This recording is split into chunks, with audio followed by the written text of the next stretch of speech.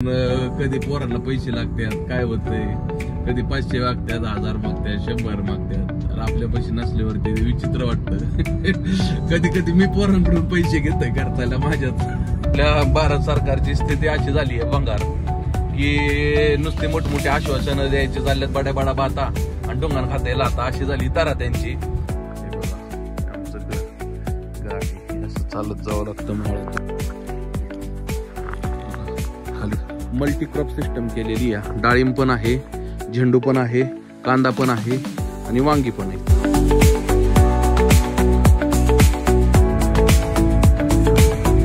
तर राम राम मंडळी, पुन्हा एकदा स्वागत आहे एका नवीन ब्लॉग मध्ये. तुम्ही म्हणत असाल यांचा काय ब्लॉग काय रोजच्या रोज पडना, काहीतरी प्रॉब्लेम असेल तर 100% काहीतरी प्रॉब्लेम आहे, म्हणूनच ब्लॉग पडत नाहीये मित्रांनो.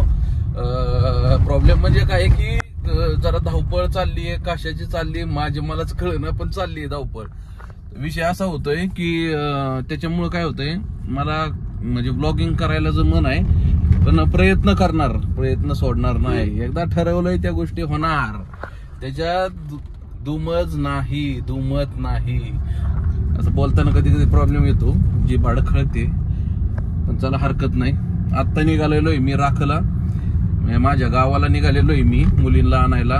त्यांना आता सुट्टीचं सोडलं होतं ना, आता 4-5 दिवस म्हणजे भाऊबीजी दिवशी सोडलं होतं. आता आज तारीख आहे जवळपास 28-29 तारीख आहे आज. तर आता आपण निघालेलोय, बघू शकता सासवड वरून निघालेलोय. काय होतंय, पळापळ इतकी होती मित्रांनो, म्हणजे काही हॉटेलची वेगळी पळापळ, माझी पर्सनली पळापळ वेगळी, काम धंदा तर काहीच नाही, पण मोखर पळापळ चालली आहे. आणि पूर्ण कधी कधी मॉरल डाऊन पण होतोय, कधी कधी काय होतंय, कधी असं वाटतंय यायला बनवा व्हिडिओ, नंतर न विषय काय होतोय की यायला चला जाऊ दे यार नको बनवायला. म्हणजे अशा गोष्टी घडतायत. तर ह्याच्यावरती काहीतरी सोल्युशन काढलं पाहिजे मित्रांनो, मोटिवेट राहण्यासाठी काहीतरी. कारण जीवन आहे वर खाली होत राहतंय, काय विषय नाही चला, पण काहीतरी ह्याच्यावरती पर्याय काढला पाहिजे मित्रांनो. असं नाही जमणार, रोजच्या रोज व्हिडिओ आली पाहिजे, रोजच्या रोज ते डिमोटिवेट होणं चुकीचं सोडलं पाहिजे. पण काय करणार, आपला व्यवसाय असा आहे की त्याला रोज मोटिवेट पण होतंय, डिमोटिवेट पण होतंय. करणार काय, टेन्शन बरंच येतात गोष्टींचं, धंद्याचे वगैरे सगळ्या काही गोष्टींचं टेन्शन.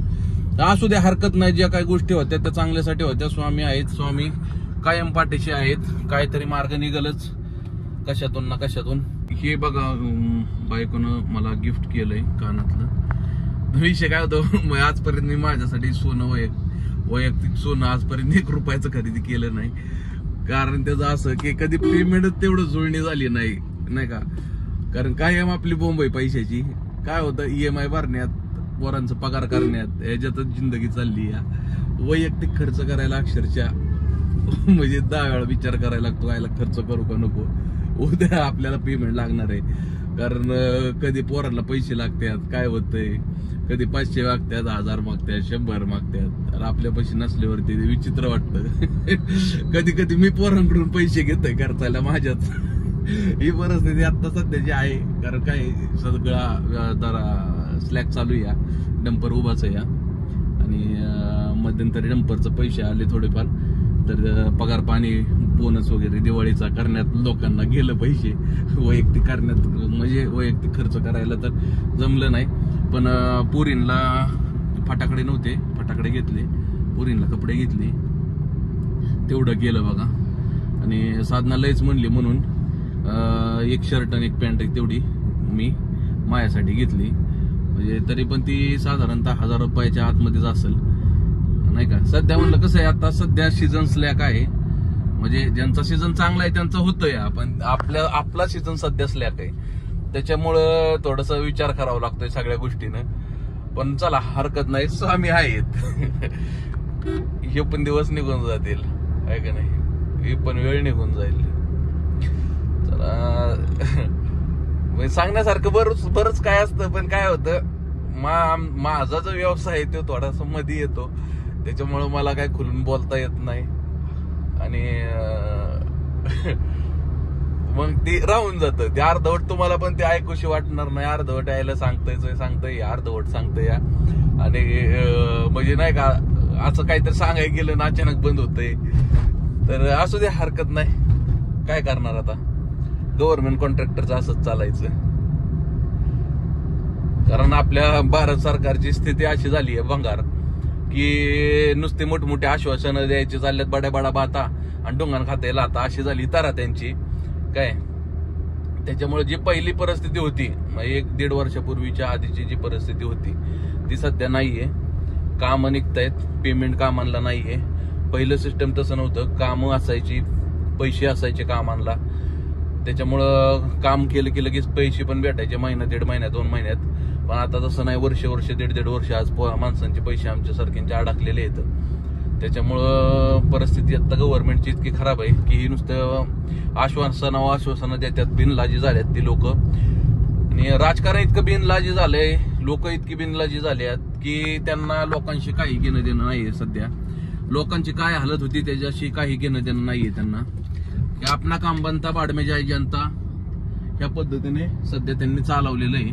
तर इथं बघा हे मॉल झालेला आहे. मला वाटलं होतं इथं हॉटेल वगैरे होईल, पण इथं त्यांनी मॉल केला. त्याला हरकत नाही, चांगली गोष्ट आहे. नेमका कॉर्नरला आहे. तर आपण कुठं होतो, हा त्यांचं असं झालंय की बड्या बातान डोंगण खात्याला आता अशी झाली त्यांची तारा.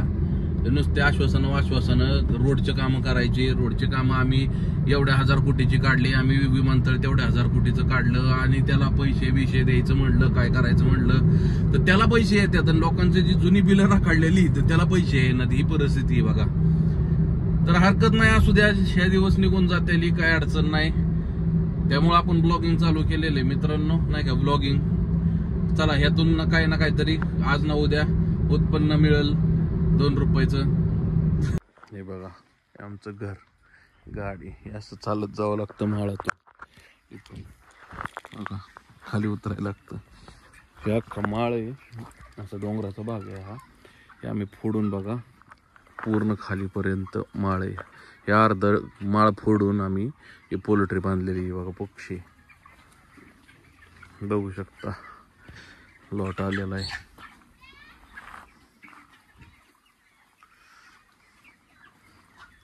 पपई पण लागली. या अशा पद्धतीनं आमचं बघा, मग शेडलाच लागून घर आहे. मागे एक व्हिडिओ बनवली होती आमच्या घराची, आता परत ती बनवतोय म्हणजे कारण पुरीला न्यायला आलोय ना त्याच्यामुळं. हे बघा अशा पद्धतीनं काही आहे.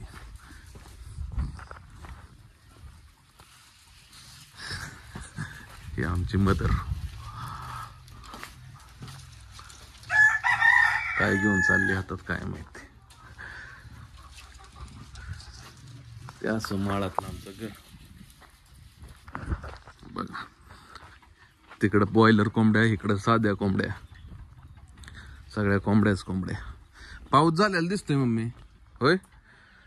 या अशा पद्धतीने डोंगर होता, असं आम्ही कट केलाय आणि ती शेड बांधलेलं आहे. घर पण आमचं तिथंच बांधलेलं आहे. वावर खाली इथं बघा खाली. ए आला का वरती? पुरे खाली काहीतरी करते ते.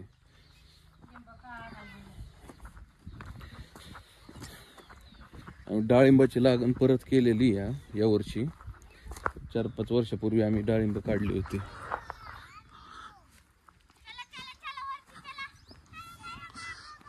हो काही गँग बघा, रानातले गँग. हा लिंबू काय आहे? काय आहे? लिंबू. हा 500ची नोट. काय अवतार केला या. बघू शकता या अशा पद्धतीनं आहे सगळा इथला वातावरण एरिया. पाऊस पडला दिसतं. कधी पडला पाऊस? काल रात्री. होय, त्यामुळेच वावरात ना असं ओललंय बघा, पाणी साचलं. होय ना. अरे पहिली संपली नाही तर परत कशाला तोडली? नाही संपली, हाय अशीच पडली ती.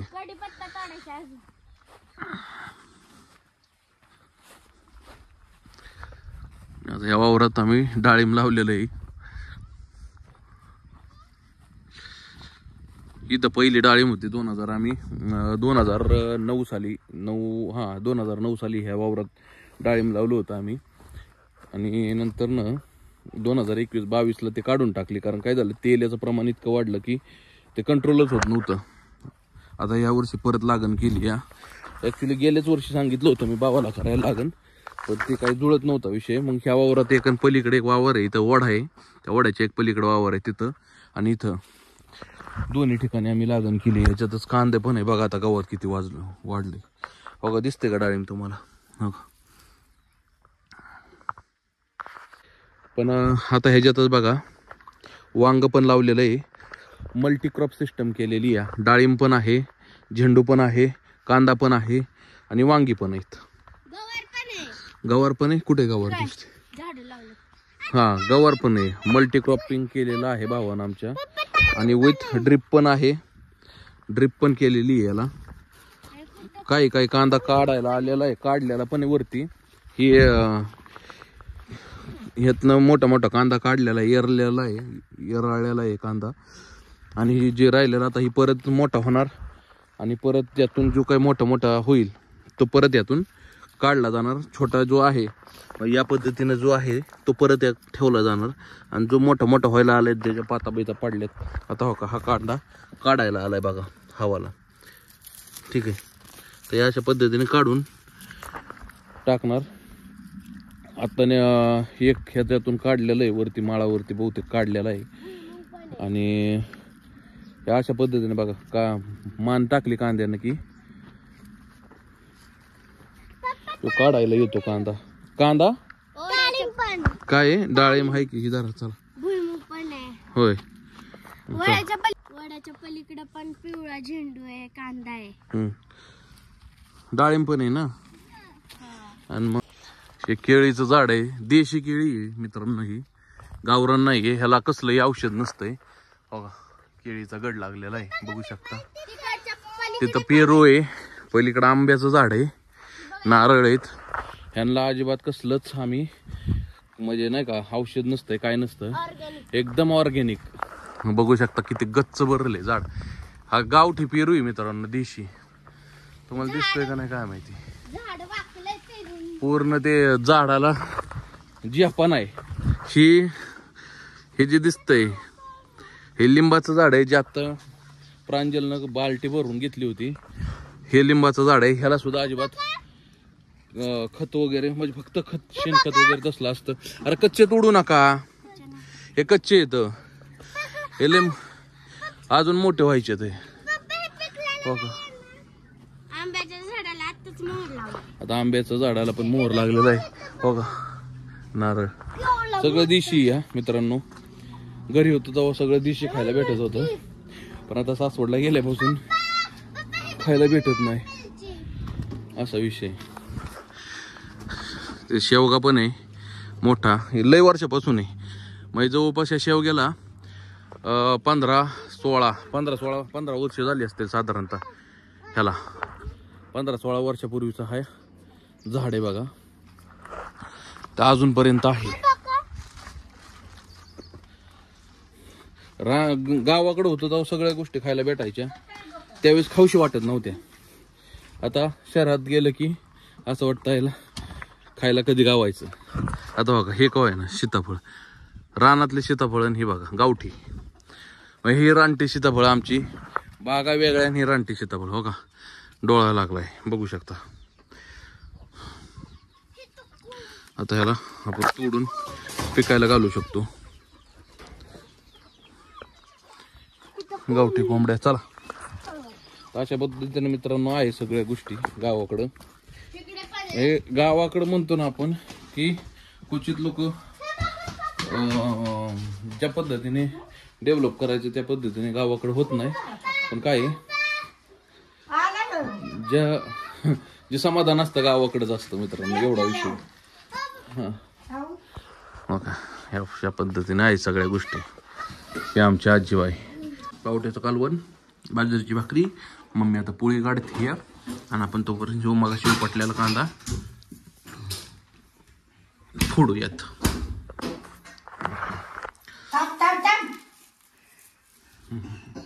एक नंबर.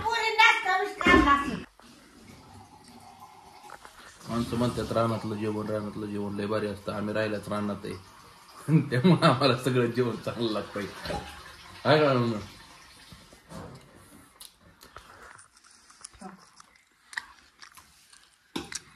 बेसन पोळी काढते.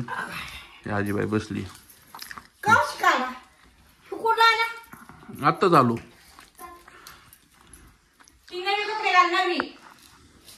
राहू दे आता खालीच.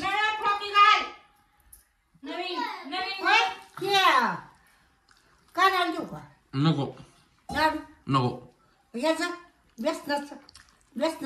नको का वरती ही देऊ का गोल असत ते केले नको.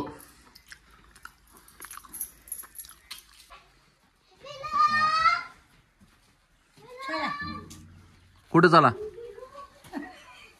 कुठं चाला.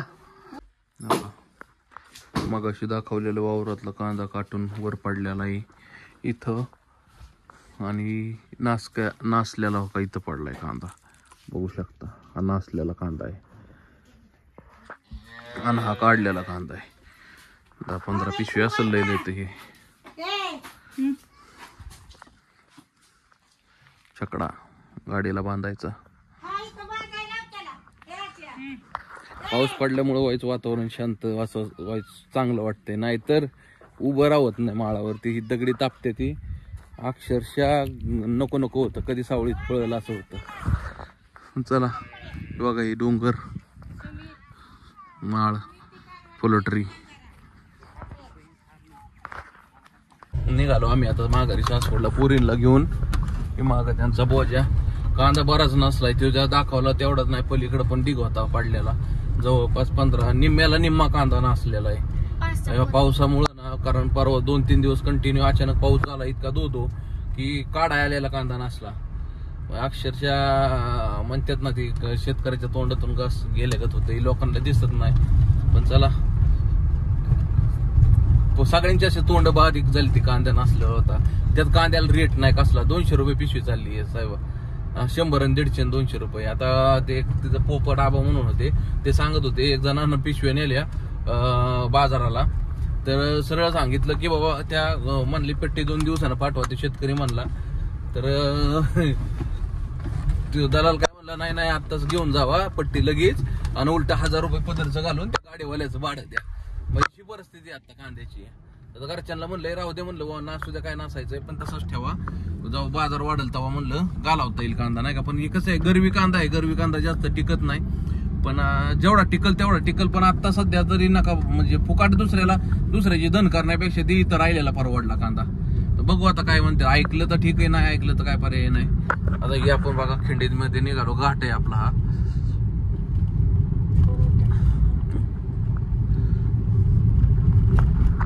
बघू शकता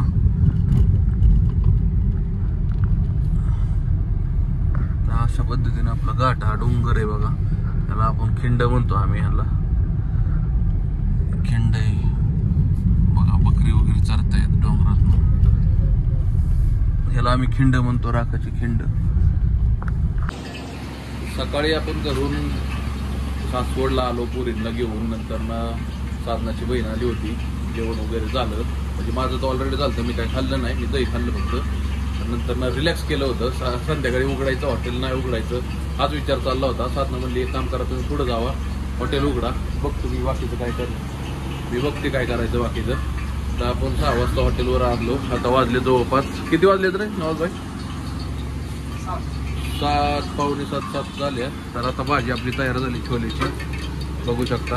आता सुकी भाजी बनवायची. राईस पण झालेला आहे.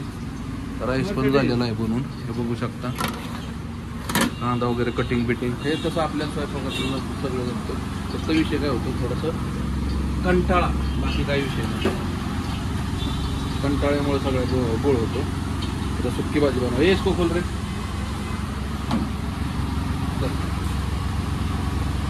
इसको भी खोल.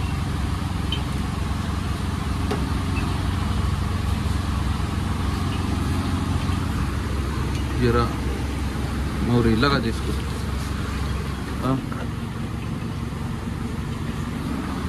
लहसुन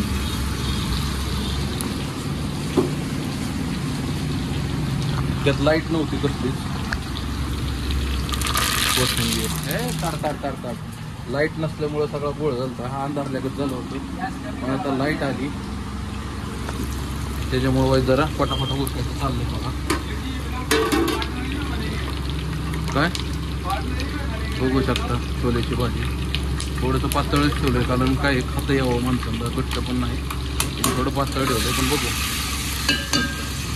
सगळी पळापळ इतकी झाली आत्ताच्या आत्ता बनवायची स्वयंपाक बिपाक बनवून झाला सगळं चिकन बिकन सगळं बनवलं फार चिकन संपलं बघा 2 किलो आणलं होतं फक्त अर्धाच किलो राहिले पाहू अर्धा किलोला पण कमीच आहे सगळं संपलं चिकन पण अंडी बघा एवढीशीच राहिली म्हणजे बऱ्यापैकी आता संपत आलं म्हणजे नाही का थोडक्यात म्हणजे इतकी पळापळ झाली की मापाच्या बाहेर तर हे काय होतं लॉटचा विषय राहतो असं कंटिन्यू कधी राहतं कधी काय होतं लॉटवरती राहतं बाबा एकदम गोळखा आला पहिला लॉट दुसरा लॉट तिसरा लॉट अशा पद्धतीने चालू राहतं आता हे आत्ता ह्यांनी फटाकडे जाऊन घेऊन आले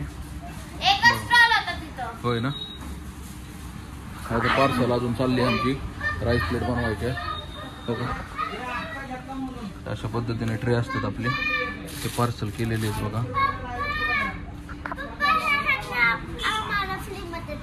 होय बर झालं पार्सल आता त्यात चपात्या द्यायच्या एक्स्ट्रा 3 चपात्या द्यायच्या झाला चांगलं लॉट परत हो का सगळे कस्टमर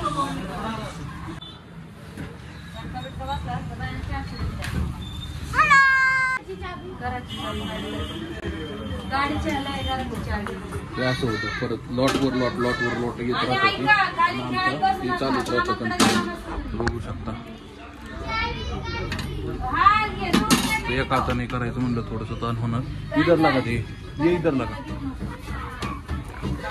अशा पद्धतीने लागत राहतं चालत राहतं स्वामींची कृपा बाकी काही विषय नाही तर हा व्लॉग आपण इथं जेंड करूया कसा वाटला व्लॉग नक्की कमेंट करून नक्की सांगा मित्रांनो ते थोडंसं इग्नोर करा या असल्या गोष्टी इग्नोर करायच्या असतात तर भेटूया अशाच नवीन व्लॉगमध्ये जर व्लॉग आवडला तर लाईक करा शेअर करा सबस्क्राईब करा चॅनलवर नवीन असेल तर अशाच नवीन व्हिडिओमध्ये भेटत राहूया तोपर्यंत राम राम बाय बाय